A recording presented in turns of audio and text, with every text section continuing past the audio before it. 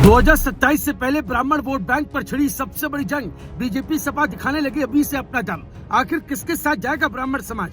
क्या यूजीसी वाली नाराजगी हो गई दूर? यूजीसी विवाद से लेकर शंकराचार्य विवाद तक, एनकाउंटर से लेकर राम मंदिर चढ़ावे तक, ब्राह्मणों के मुद्दे पर तेज हुई सूबे की सियासत। लखनऊ से दिल्ली तक किसकी आएगी आफत? बीजेपी ने बटुक पूजा के जरिए चला दांव, तो सपा करने जा रही मेगा ब्राह्मण सम्मेलन। आखिर किसका देगा ब्राह्मण समाज साथ? योगी और अखिलेश दोनों ने संभाली कमान, छिड़ा घमासान। सियासत की बिसात पर फिर नई चाल चली। ब्राह्मण वोटों की खातिर हर पार्टी निकली है। जो कल तक मुद्दों पर लड़ते थे खुलकर, आज ब्राह्मणों के दर पर राजनीति पिघली है। ये बात यूं ही नहीं कही जा रही, क्योंकि यूपी की राजनीति में जब भी चुनाव करीब आते हैं तो सिर्फ मुद्दों की नहीं बल्कि समाजों की भी चर्चा शुरू हो जाती है। इस बार सबसे ज्यादा चर्चा ब्राह्मण समाज को लेकर हो रही है, क्योंकि 2027 विधानसभा चुनाव भले ही अभी दूर हो, लेकिन बीजेपी और समाजवादी पार्टी दोनों ने अभी से अपनी अपनी सियासी बिसात बिछानी शुरू कर दी है। एक तरफ बीजेपी के मंत्री मनोज पांडे बटुक पूजा के जरिए ब्राह्मण समाज को संदेश देने में जुटे हैं, तो दूसरी तरफ अखिलेश यादव ने जनेश्वर मिश्र जयंती के बहाने विशाल ब्राह्मण सम्मेलन करने की तैयारी शुरू कर दी है। सवाल ये कि आखिर अचानक ब्राह्मण राजनीति इतनी बड़ी क्यों हो गई? क्या सच में ब्राह्मण समाज का एक वर्ग नाराज है? क्या यूजीसी विवाद, शंकराचार्य विवाद, परीक्षाओं में पूछे गए सवाल, राम मंदिर चढ़ावा विवाद और एनकाउंटर जैसे मुद्दों ने नई राजनीतिक जमीन तैयार कर दी? क्या सियासी दल रूठे ब्राह्मणों को मना पाएंगे? चलिए सब कुछ आपको इस वीडियो में बताते हैं। यूपी में ब्राह्मण समाज की आबादी लगभग 12 से 15% मानी जाती है। कई जिलों और दर्जनों विधानसभा सीटों पर यह वर्ग चुनावी नतीजों को प्रभावित करने की स्थिति में रहता है। बीजेपी लंबे समय से ब्राह्मण वोट बैंक की सबसे बड़ी दावेदार मानी जाती रही, लेकिन पिछले कुछ समय से ब्राह्मण समाज के एक हिस्से में नाराजगी की चर्चा लगातार होती रही। कई बीजेपी विधायक भी अलग अलग मौकों पर इस विषय को उठाते रहे। ऐसे माहौल में उप मुख्यमंत्री ब्रजेश पाठक और हाल ही में मंत्री बने मनोज पांडे की सक्रियता चर्चा का विषय बन गई।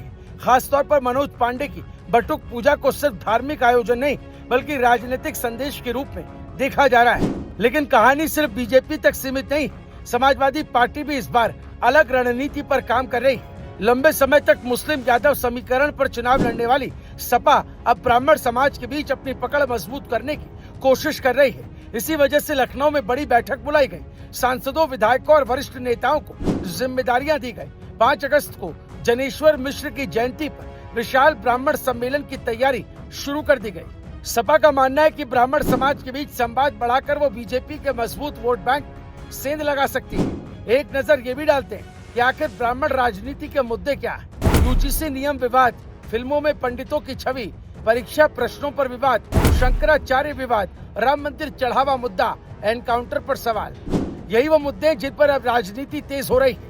पिछले कुछ महीनों में यूजीसी से जुड़े कुछ फैसलों, फिल्मों में पंडितों की छवि को लेकर उठे विवाद, कुछ प्रतियोगी परीक्षाओं के प्रश्नों और अन्य घटनाओं को लेकर ब्राह्मण समाज के एक वर्ग में नाराजगी की चर्चा है। समाजवादी पार्टी अब उन्हीं मुद्दों को लेकर ब्राह्मण समाज के बीच जाने की तैयारी कर रही है। राजनीतिक जानकारों का मानना है कि उत्तर प्रदेश में ब्राह्मण समाज सिर्फ वोट बैंक नहीं बल्कि राजनीतिक राय बनाने वाला प्रभावशाली वर्ग भी माना जाता है। यही कारण है कि चुनाव से पहले हर दल उसकी नाराजगी और उम्मीदों को समझने की कोशिश करता है। बड़ी बात यह है कि बीजेपी और सपा दोनों अलग अलग रास्तों से एक ही लक्ष्य तक पहुंचना चाहती है। बीजेपी हिंदुत्व, संगठन और सत्ता के कामकाज के आधार पर भरोसा मजबूत करने की कोशिश कर रही है।